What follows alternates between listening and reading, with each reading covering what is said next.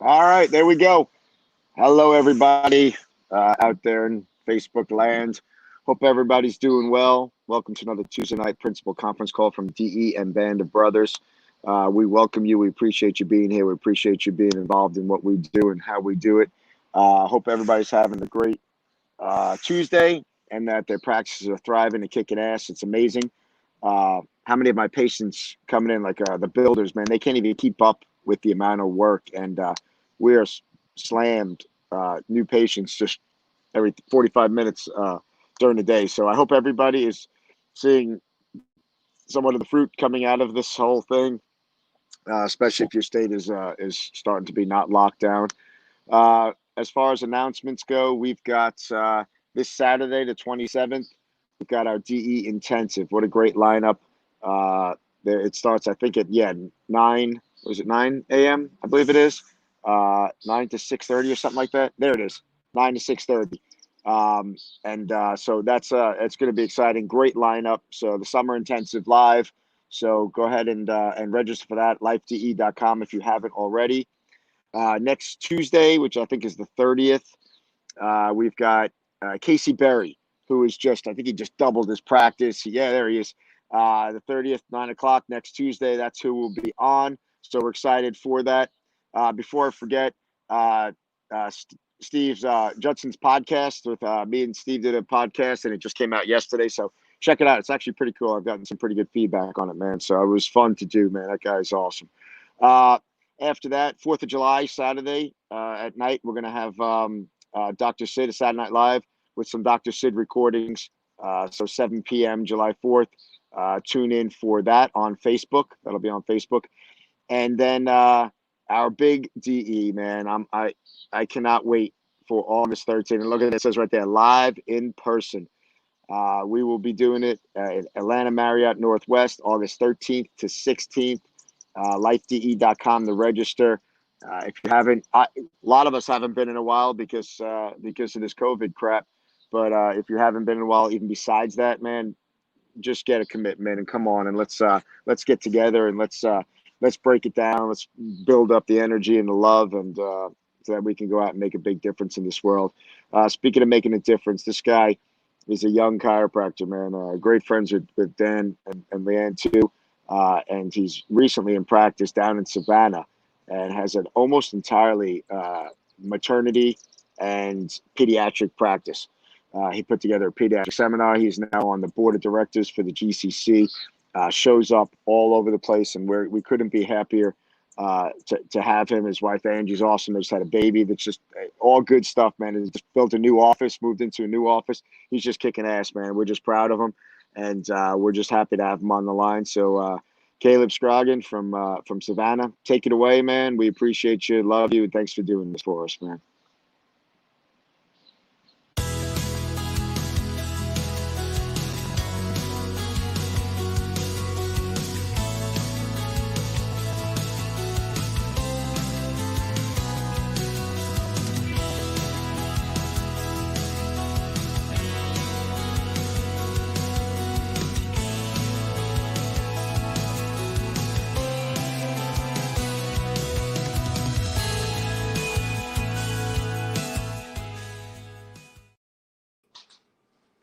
Hey guys, I think I muted my mic, so if you can hear me, just say something in the chat. Let me see.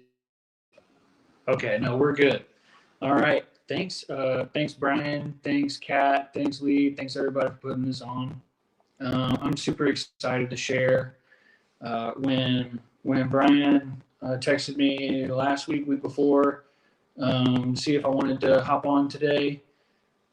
I immediately said yes because I've had a couple of things that have just been kind of going through my mind. And since this whole coronavirus thing started, and it confuses me how people are so confused. First, I just wanted to say, for those of you who don't know me, I'm Kaleb. I practice in Savannah. I have a certain philosophy on how I practice, and I know that everyone does. And just to kind of start it off, I just wanted to tell you a little bit about mine so that we could go into why I kind of chose this topic that I wanted to talk about of congruence. And I think that not every, you can't be congruent on everything. You can always try to be. There's so many things that I'm not congruent on that I notice, and I try to be better and better every day. But there are a couple of things that I do make it a point that I am congruent on. And one of those is chiropractic philosophy and how I express that in my office. My office, this last week we celebrated our 3-year anniversary of opening our office, and also the first month of us changing locations to our new office location.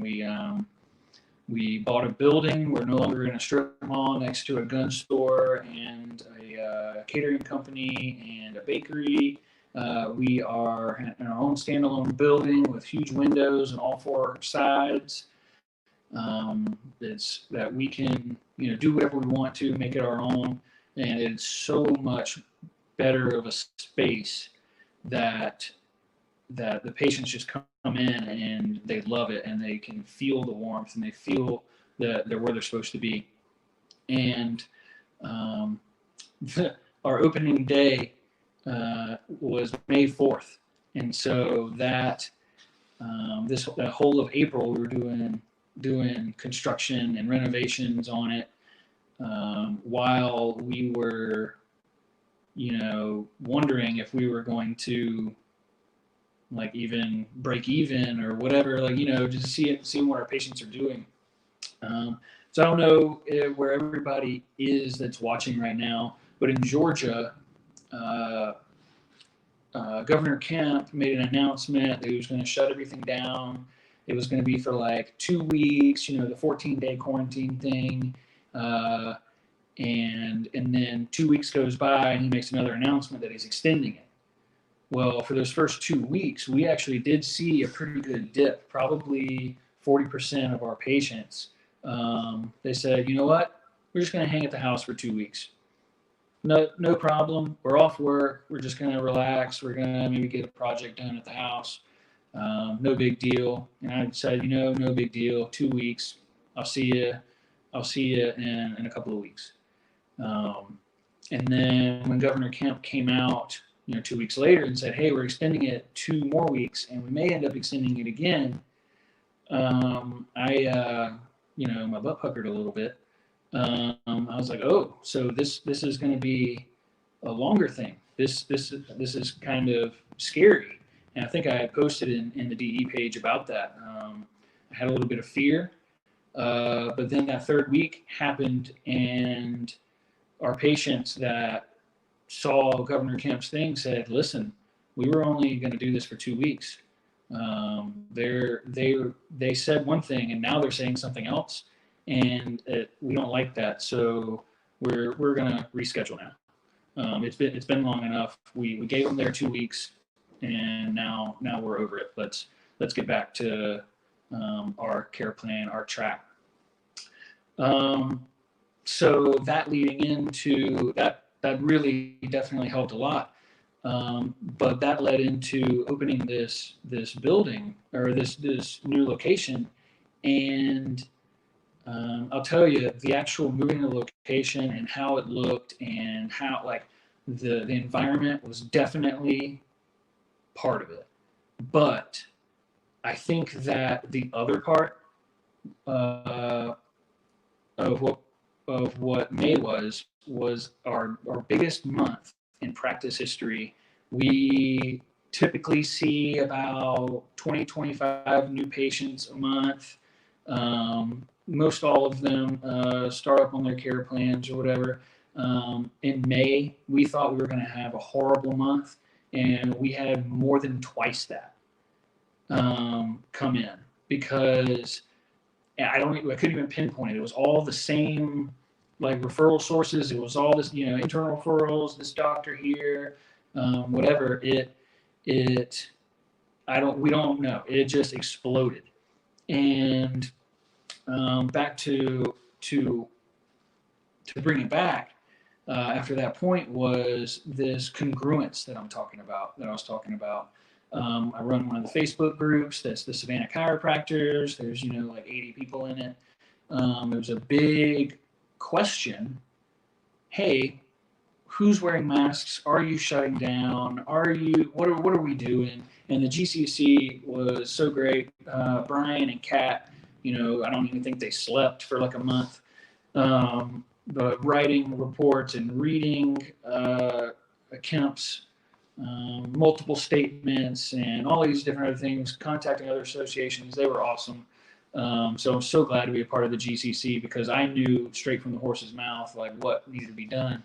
But we didn't have a mask, a mandatory mask order or a closure order in Georgia, which thanks to the GCC and a few others, that is why that happened.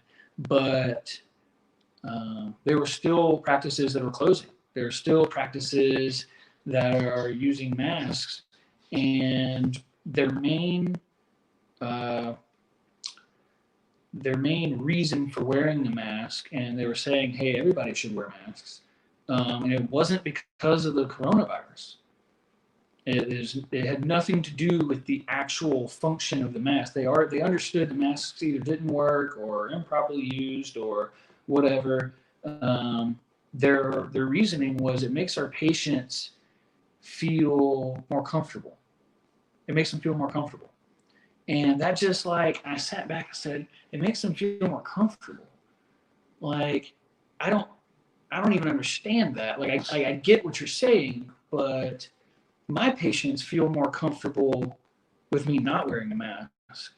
If they showed up to my office and I had a mask on, they would be absolutely terrified that they were going to die either in my office or getting this disease or whatever the media is trying to push that day.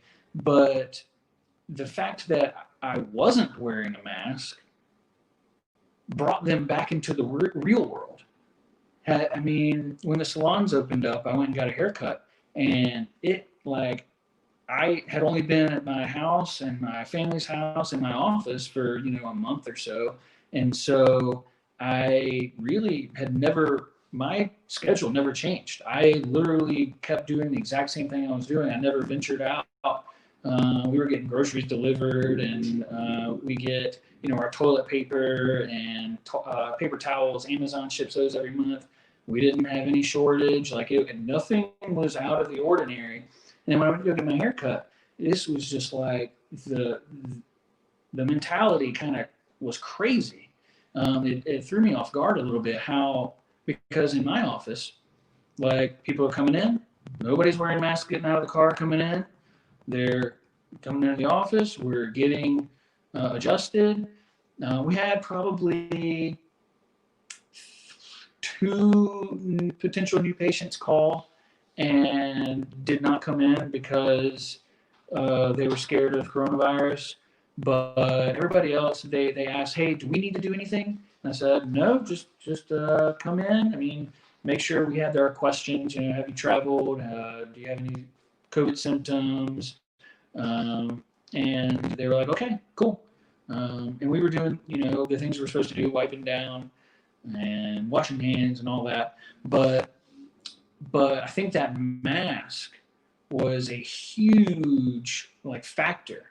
And now I don't know about the rest of the spots in Georgia, but our mayor is trying to talk about everybody putting masks on in public and making it mandatory, which I don't think is going to happen. But where this all comes back is that idea of congruency. If someone who is a chiropractor who preaches health comes from above down, inside out, germs don't cause disease, sick people do, that's how that flourishes, then why, if you're a healthy person and you're doing what you're supposed to be doing, why should you be wearing a mask? And then, it's protecting all of the old people. If you don't wear a mask, you want old people to die. I got accused of that once on Facebook. But it's what I told the group that was having this debate was do what is congruent. If you are in your practice not really teaching that above, down, inside out principle, and you are just kind of cracking backs and helping people feel better and feel more comfortable, then it'd probably be best for your business if you wore a mask, because all of your patients, are in that mindset. My patients, I would not have had the best month in practice. I think I would have had, we would have probably had to close down for a week or two, because we would just been twiddling our thumbs, and you can't go out and network or market or anything because everybody else is closed too. And so I took a lot of time in school and mostly in school to kind of figure out what my philosophy is. And that's just on everything: relationships, life, chiropractic, business, and everything is being tweaked every day. But you got to have your set of principles that you rely on, your filter that everything has to go through. And so my filter is chiropractic principles, everywhere from my technique to the type of care plans that we put people on, to who I see in my practice. My philosophy is the greatest impact that I can have is in a pregnant mom and a baby. And because that is that greatest trajectory. And I know Brian always says, he's like, listen, what if that person's parents were under care before that? And I totally get that. But part of my philosophy also is I want to be the best at one thing, and not necessarily one thing, but one getting a certain type of people better. And that's just me, and it's not for everybody. But I don't know Cox flexion distraction. I don't know if an 80-year-old person comes in with, these conditions. I haven't studied that in a long time, but you know what? The doctor 3 doors down, he sees 80-year-old people all day, every day. I like the babies. And so I think that has helped my practice tremendously. One, because we have a lot of medical doctors that refer to us because we focus. But you know who else refers? Other chiropractors. A lot of people, maybe not in Dynamic Essentials, but a lot of chiropractors talk about how like sleazy and slimy other chiropractors are, trying to steal their patients, trying to undercut their prices, trying to whatever. I have probably 4 chiropractors that refer to our office on a regular basis that are like right down the road. One reason is because I send them the people that are 65 and older. I don't take people 65 and older. And that's just this population. That has nothing to do, and that's just coming back to my philosophy. And whatever your philosophy is, that is what you need to be congruent with. If you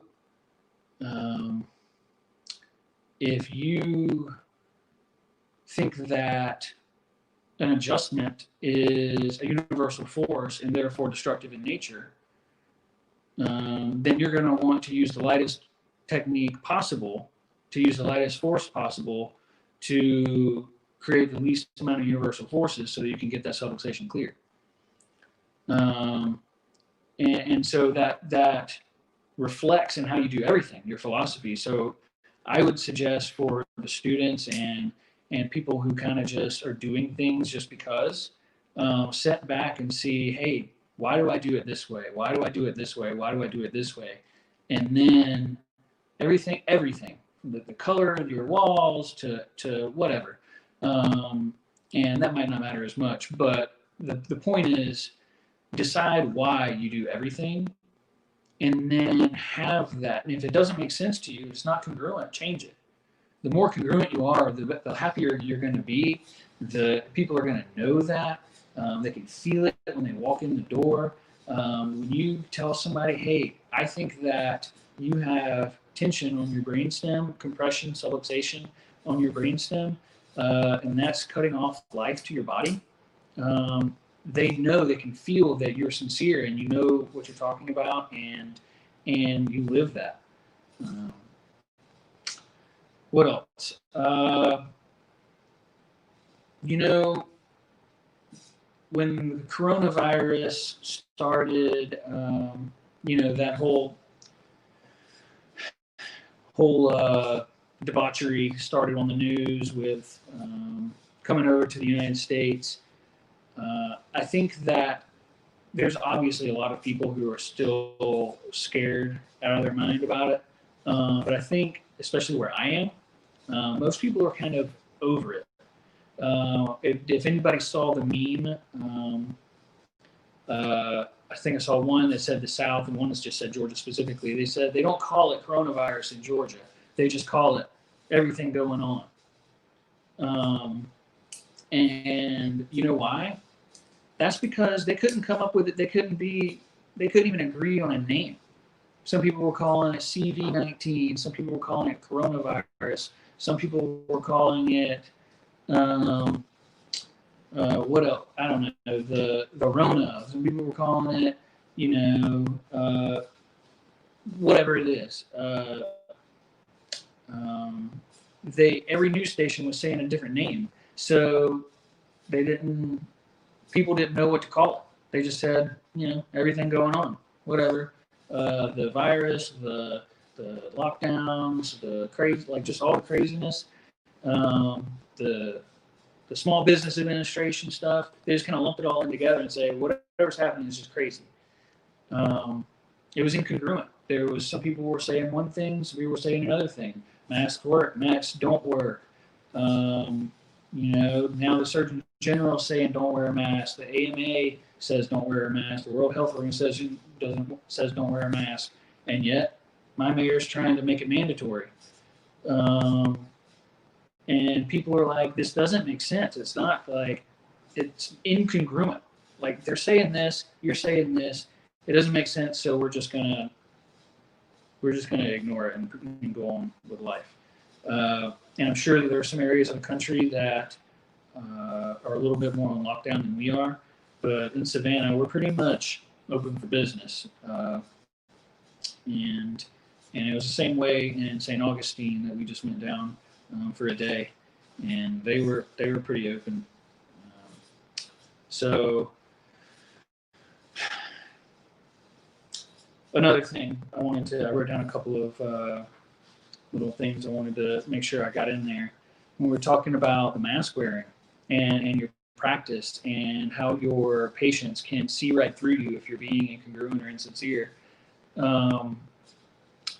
Somebody posted that this was in one of the group chats talking about, hey, do we wear a mask? Somebody said, well, I'm wearing a mask in the office, but my partner, the other doctor, he's not. And so a lot of his patients are coming over to me because they feel more comfortable with me, that I'm taking their health more seriously. And so that doctor that wasn't wearing the mask, they now think that he doesn't really care about them because the other doctor was wearing a mask. And they saw that incongruence, and that was really something that they should have talked about prior and picked one. But that right there, just, I mean, imagine going to a doctor's office. There's two doctors standing right side by side with each other. One person says, masks are fine. You don't need to wear one. And the other says, oh, I'm scared of this. Let's wear a mask. How crazy would that be to walk into? But I guess my point is that I've just been thinking, hopefully I've made some kind of sense. My point is just that whatever your philosophy is, and you need to sit back and write it down, what your philosophy is, on everything and why, you're going to be able to do so much more good in the world. Um, and and I love my life. I go, I work, 12 hours a day, pretty much every day. Um, and I'm gonna have to cut that short here soon because we've got another little a bun in the oven. So coming in January. So we're gonna have to figure out some way to change that. I'm just looking at me over the screen. Um, uh, so we've got another little guy or girl coming, but we have stuck strong in our philosophy on how we want to do this birth, and it didn't quite work out the way we wanted to last time, and we're gonna go for it again and try a home birth, and not try. I don't. We're going to do it, and I hope that everyone got something out of this. I hope that people have something to do. They have a little bit more clarity. Because people they want to know what people are confused, and so they're looking for someone who's not confused. And the person who's not confused is the person that is anchored. Who can anchor to an unanchored mind. So you have to be that anchor. If you're going to wear a mask, like that, that's okay, but it has to be congruent with what you're teaching and what you're doing and how you're living and how your practice goes. If you're not wearing a mask, don't just be like, oh, it's just made up because of China. Like, be rock solid in your foundation. And so you get that foundation at Dynamic Essentials. That's where I got that foundation. So that's it. I was told to make a clear end to my topic so they could switch it back over to Brian. But love and appreciate everyone, especially Brian and Kat there and Lee. They're constantly working. I tried to look like Brian when I got on here. I got a little sunburn. I don't know if you can see it. I'm pretty charred. With trying to match his little tan he's got going on. But yeah, take it away. Whoever's taking it, whether it's Brian or Kat or Lee.